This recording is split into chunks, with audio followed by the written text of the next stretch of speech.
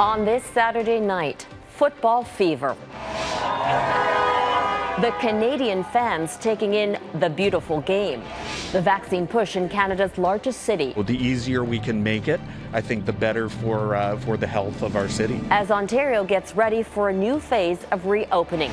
The new chief of the Assembly of First Nations addresses allegations of bullying. I really am committed to creating a healthy, safe workplace. One-on-one with Roseanne Archibald and The Apprentice. A lot of our culture was taken, so I want to introduce that back into the world. His plan for Indigenous cuisine. Global National with Robin Gill. Good evening and thank you for joining us. You don't have to be in Europe to feel football fever, although I'm sure many of us want to be. Fans right around the world, in Canada too, are getting pumped up as England prepares to take on Italy in Sunday's final of the European Championships. It's the second most prestigious tournament in international football. And if England wins, it will be the country's first major victory since winning the 1966 World Cup. But as Mike Drolet reports, no matter which team you're rooting for, it'll be a match to remember. Life is good on Italy's world-famous shoreline. But is anybody relaxing? Not until Monday, or after Italy meets England in the Euro Cup final. We're putting up a big TV on the beach, but we're nervous, says this resort owner.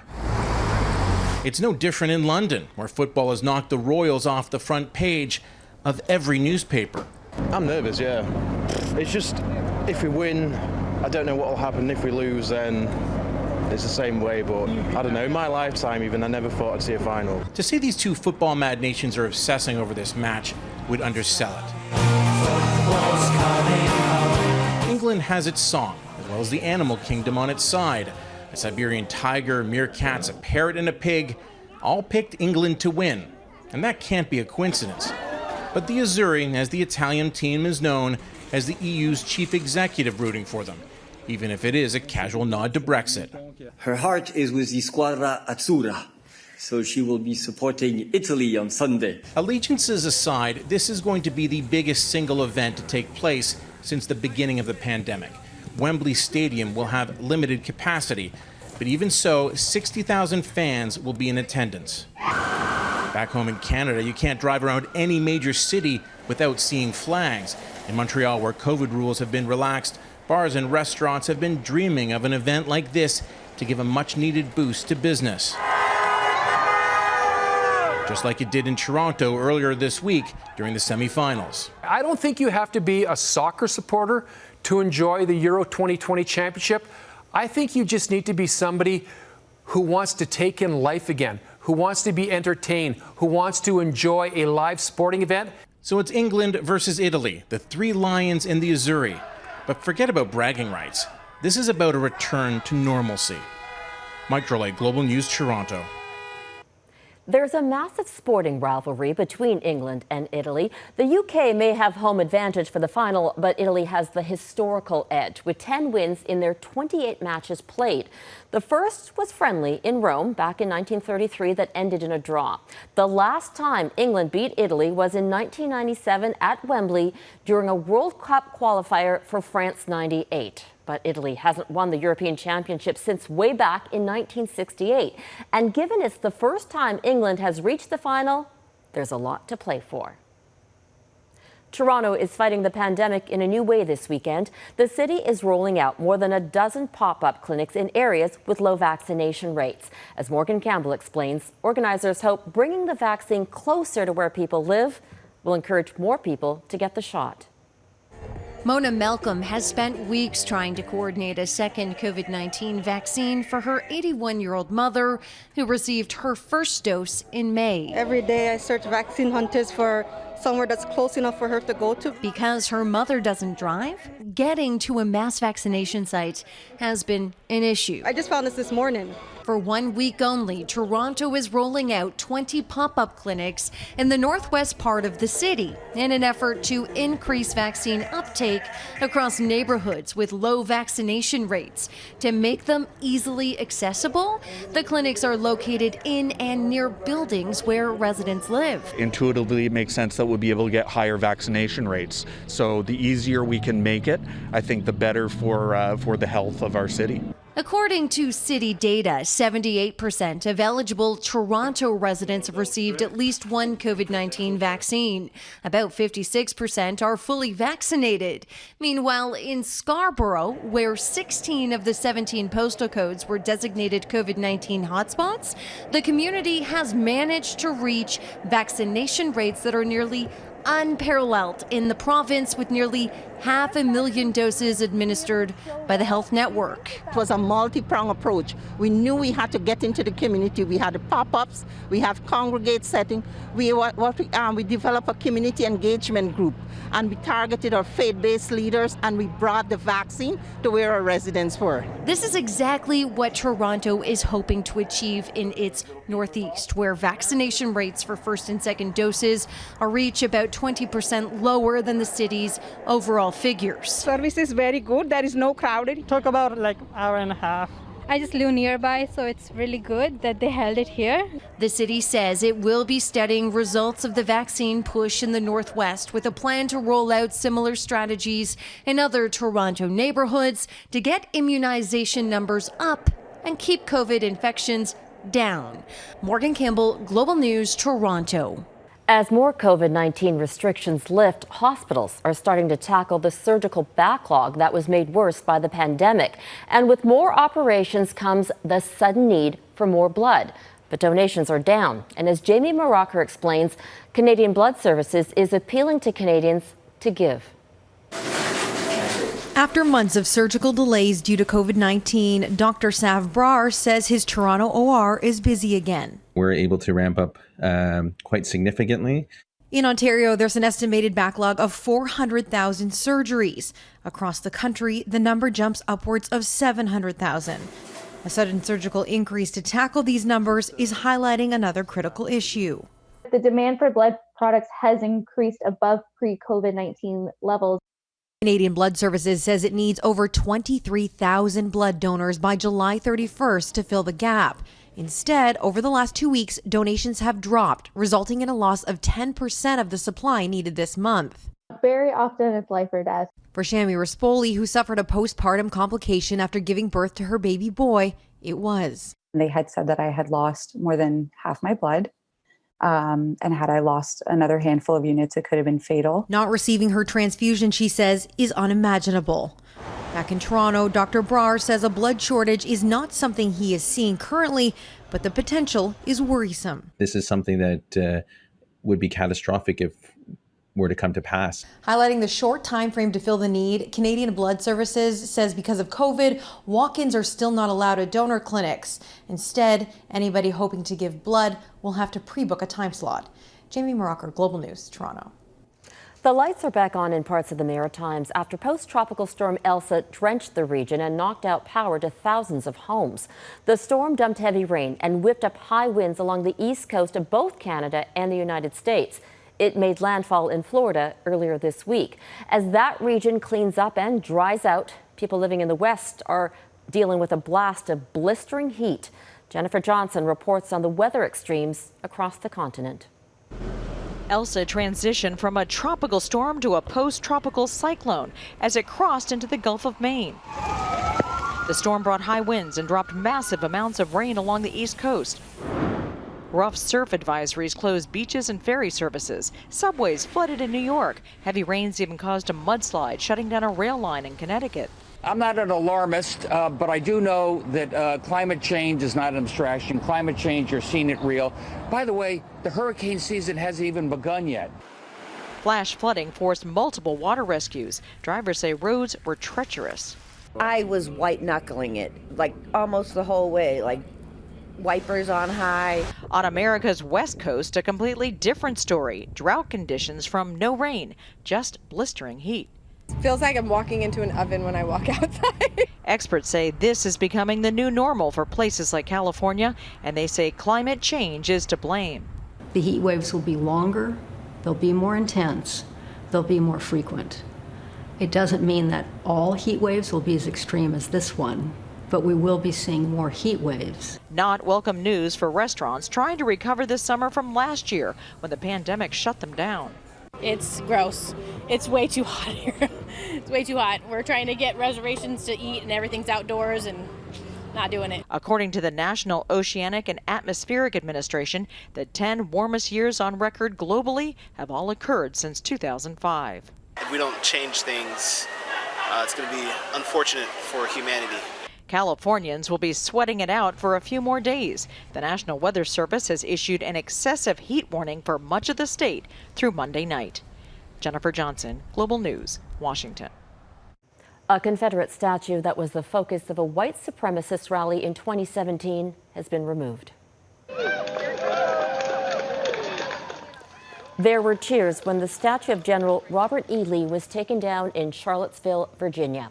During the American Civil War, Lee fought for the Confederates to protect slavery. 4 years ago, there were plans to remove it. It turned deadly when a self-described neo-Nazi drove a car into a crowd of counter-demonstrators, killing a peaceful protester. Another statue of General Thomas Stonewall Jackson has also been removed. Still ahead, the new Assembly of First Nations Chief Roseanne Archibald talks about her 100-day action plan.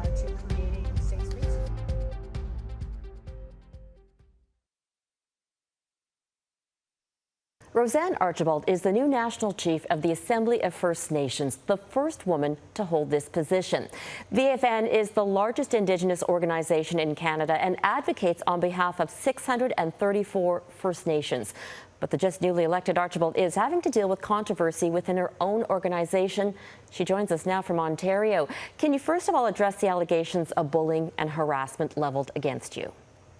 It is a confidential report, so I'm not able to address it in any way. And the fact that the media keeps bringing it up is really, to me, speaks to the difficulty of being the first woman national chief or being the first woman in a high-profile position like this, that people are choosing to focus on something negative rather than the fact that this is a really uplifting experience for many women across this country. Has this hurt your leadership, though, at all? I don't feel like that at all. You know, I'm being asked to comment on something I'm not able to comment on. And it's almost like certain media want me to have conversations that are sensitive and related to human resources in the public. And that's not how you deal with people. That's not how you deal with human resources in any organization. So I do want to just say that I really am committed to creating a healthy, safe workplace. And that's always been my commitment. I've done that wherever I've gone, and it will be the same at the AFN. Okay, let's talk about your leadership and your 100-day action plan. One of your first priorities is recovering what is believed to be the remains of children on the grounds of former residential schools. Have you talked to the federal government and the various First Nations groups on how you're going to accomplish this?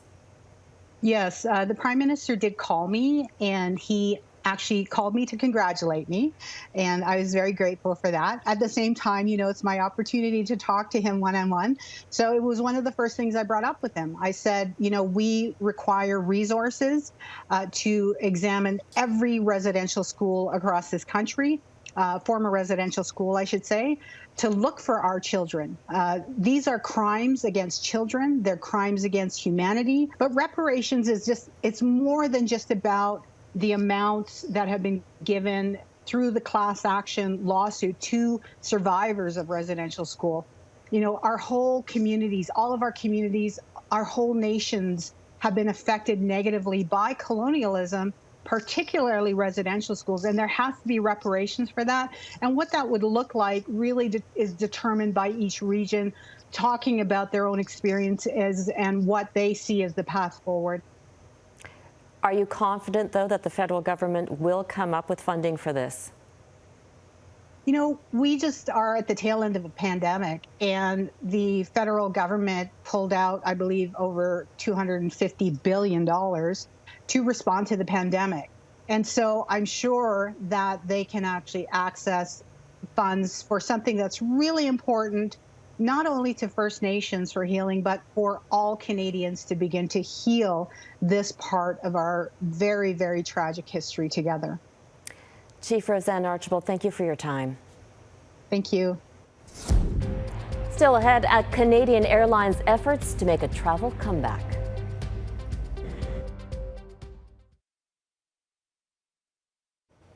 Eight people have been arrested in Bangladesh in connection with a deadly factory fire.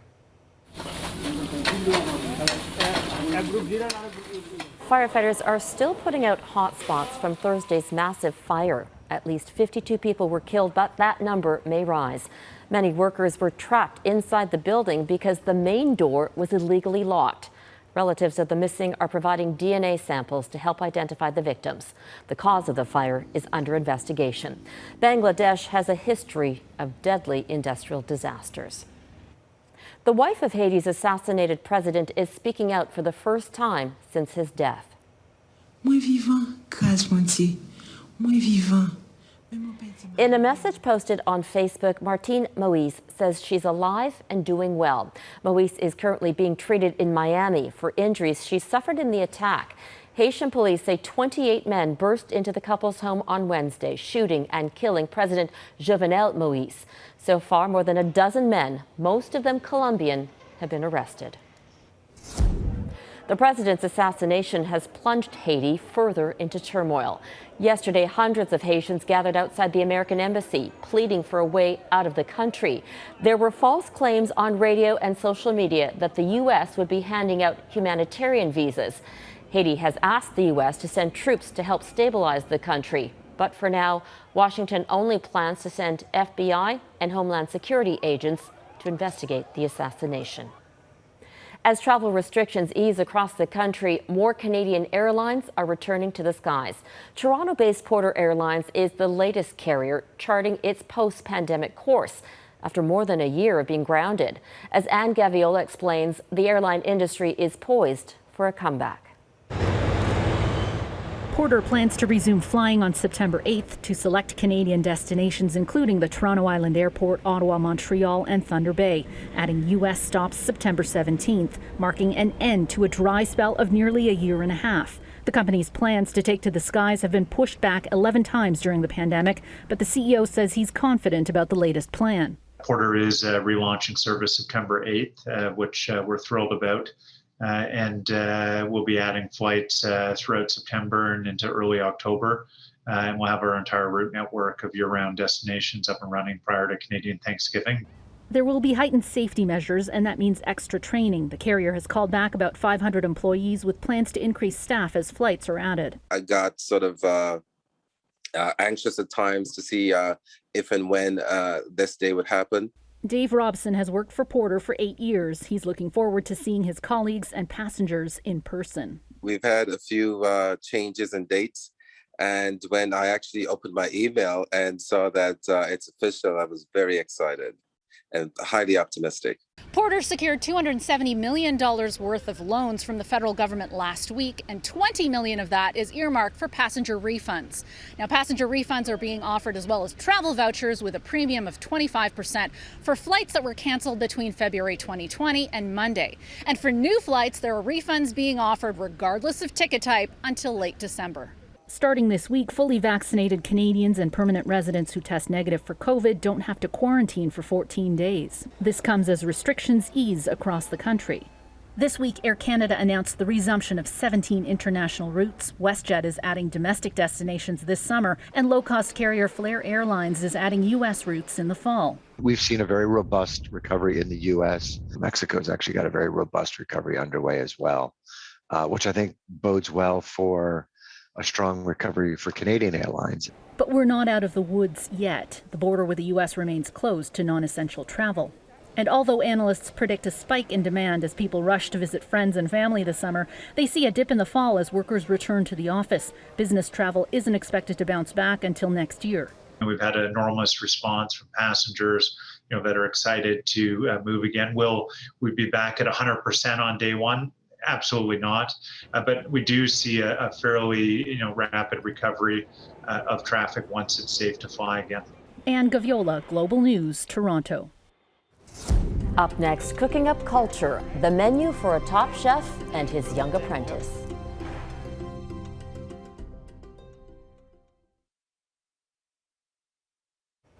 An Indigenous teenager is embarking on a culinary journey. The aspiring cook has a lot to learn and he has a lot to teach. As Shelley Steeves explains, he wants to serve up Indigenous culture. What we're using is some tarragon, right? Caleb Francis has been dreaming of this moment since he was a little boy, growing up in Elsipogtog First Nation, cooking for his family. I'm hoping to learn different cooking techniques and different ways of cooking. At only 14 years old, Caleb has been hired by Red Seal chef Jean Cormier to work at his restaurant at Parley Beach in Shediac. Excellent. His youngest apprentice to date. Caleb is honing his culinary skills and working toward his dream to one day open his own restaurant where he hopes to delve more deeply into his traditional culinary culture. When I start getting older, I want to start doing like trips to different reserves and finding out more about the traditional cooking and introduce that into my life. So it can be shared with others. It's something as dear to his heart as cooking. I think it's important because a lot of our language was like taken away. A lot of our culture was like taken. So I want to introduce that back into like the world. Yeah. You want to try to bunch it all together? Jean looks forward to helping Caleb master his culinary techniques and help him work toward his dreams. It's for Caleb to express himself from a culinary standpoint, to put flavors on a plate, and to showcase what represents him. Nancy Millier runs the Youth Cultural Center in Elsipogtog. She would like to see more employers reach out to the Indigenous community. Give us opportunities for our youth to grow that we may not have in our own community that we could give to them. Caleb will work here for the next few summers, developing his culinary skills, and he plans to study culinary arts after graduation. Seeing that the potential and the growth that this kid's going to see in the next couple of years, if this is what he's going to be anchored in, is going to be amazing. Shelley Steeves, Global News, Shediac. And that is Global National for this Saturday night. I'm Robin Gill. Tonight, your Canada is Sydney, Nova Scotia. Thank you for watching. Have a great night.